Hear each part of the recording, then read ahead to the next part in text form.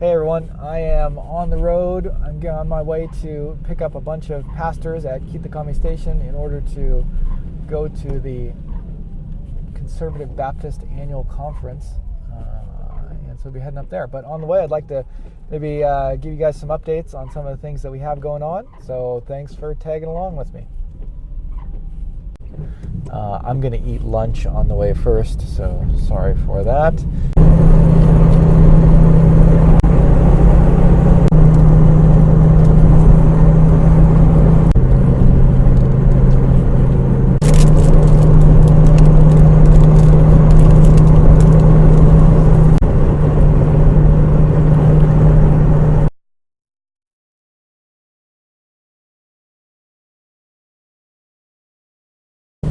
Summer programs here at Morioka Church. So we have 2 interns coming from the States, and our plan is we're going to start doing English classes at the church, and we're going to try and run a summer English program. This will be the first time we've done anything like that, and this is fun for me because that's actually the first time I came to Japan. I came as a college student to do a summer English program at Tomo's church. So we're going to do hopefully kind of a similar thing at our church this summer with these 2 interns, where we'll try and we'll pass out a bunch of flyers. We're going to hope to get some college students because we're right next to a college and there's a lot of them that are interested in practicing English. So we'll invite people to come and sign up for like a 7-week, once-a-week course where they'll come and they'll just spend an hour or so practicing English with one of these guys from our church. And then hopefully through that we'll get some new people, get some new contacts. There may be some people within the church that are interested in doing it. One of the ideas that Tomo had, or someone from the church had, and came out in our meetings was let's make it so that it doesn't have to be just one-on-one. If they want to do a one-on-one lesson, they can. But if they want to invite a friend and make it a small group lesson, they can bring like 1 or 2 other people. And so I think that's a great way to get maybe people from the church that have kind of English as a hobby. There's some people at the church that are interested in learning English, and they can say, yeah, bring one of your friends with you who's also interested in practicing English, and you can practice English together.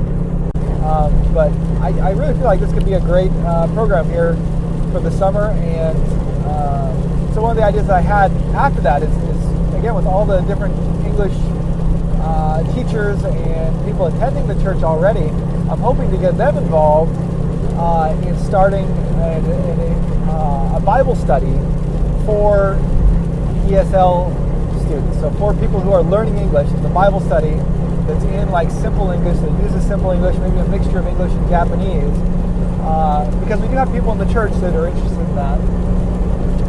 But then, again, the hope would be that people would come to this English program that uses the Bible for part of it, and then if they wanted to continue practicing their English, they could also be invited to join this ESL Bible study. That would be definitely much more Bible-based, and the focus would be on studying the Bible in English, but it would be, if they've come far enough to where they're comfortable coming to church, they've come through the door, been through something of an English program there, we're hoping that could be sort of a bridge to that. And I think it'd be wonderful if we got the people from the church there too, so they can meet church members, be interacting with them, and then also with the English teachers in the church. So that's kind of in our mind too. We're hoping to see how that goes. And then at the end of the summer, we have a team from America. We're going to put on a 4-day VBS that's kind of a vacation Bible school and teaching English, and that we're working with a great team from Orange Coast Free Methodist Church, which is one of our supporting churches. But they're sending a team out at the end of the summer, and so again, hopefully it'll be the kids who come to the summer English classes that we'll be running. They'll be interested in then also joining the VBS as well, and they can transition to that, and it'll be, again, we're looking for those connection points to. So it's not just people come and then we lose them, but to find ways to build on that and invite them back. So we're thinking through all that. So we're really excited about the ministries that we got going on this summer. Definitely be praying for that, because we're in the process now of getting the flyers together and starting to try and build up a group of people that we can invite and work on that. But that's our summer programs at church that we're looking forward to, and really excited to see what God's going to do there.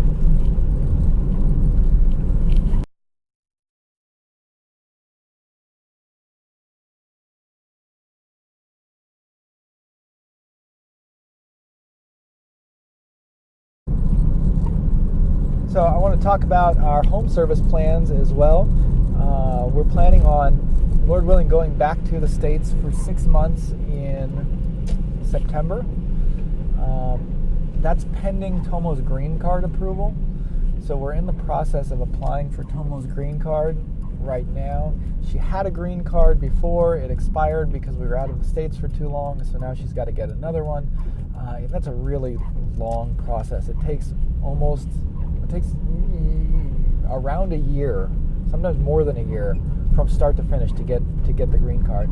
So hopefully when we go back to the States this time, Tomo's also going to be able to apply for citizenship and become a U.S. citizen, and then if she does that, we don't have to worry about the whole green card and visa issue every time we come back to the States on home service. So you can be praying for that. It's a long, kind of annoying process. There's a lot of documentation we have to find, a lot of things we have to do to get things together to do it. While we're in the States, we're going to be visiting all of our supporting churches, sharing some updates on what's been happening over the last 2 years. It's been about 2 years since we were back in the States. In the last 2 years, I've been interning with Pastor Kondo, who I did manage to catch up. He's right in front of me over there. Been interning with Pastor Kondo, and it's been a really amazing learning experience. I've gotten better in Japanese, learned to preach sermons in Japanese, or participating in Bible studies. I'm doing some one-on-one kind of discipleship and Bible study with one of the guys at the church. And then through it all, I've really gotten to meet a lot of the other people that are working here, other pastors, other missionaries, and just get a much better feel for, I think, the needs of the churches here in Japan and the direction that ministry needs to go. So excited to come back and share about all that with you guys in person in a few months here.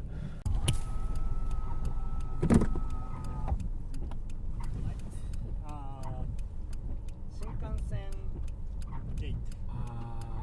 I don't know. Okay, I will check. Okay. So we're lost. So while we're driving around trying to find the Shinkansen pickup for the pastors at the end of our journey here, let me see if I can really quick talk about what we're going to do after home service. So again, we came here to be involved in church planting with Japanese churches, partnering with Japanese churches. When we arrived, that was not happening too much. It was kind of a step of faith. We looked at the situation. We saw that there was all of this relief work going on, and Christians being brought to the area, and God really working in kind of a new way in this area after the tsunami, and then the relief work that was happening. And our hope and our prayer was that the next phase of that out of that would come a time of church planting, and that there would be a need for that. And so that's what we came. We came to be involved in that next phase that we had no idea whether it was going to start or not. And over the last few years, we've seen God start to do that. I think if last I counted, within our prefecture, not just on the coast, but in other places as well, there's something like 6 or so church planting or church replanting needs or initiatives that are started up. And so we are hoping to be involved in some of them. And it looks like we are here. So I'm probably going to have to close this down and sign out, I would imagine. So, thanks for tagging along, and maybe I'll do this again sometime. I'll see you later.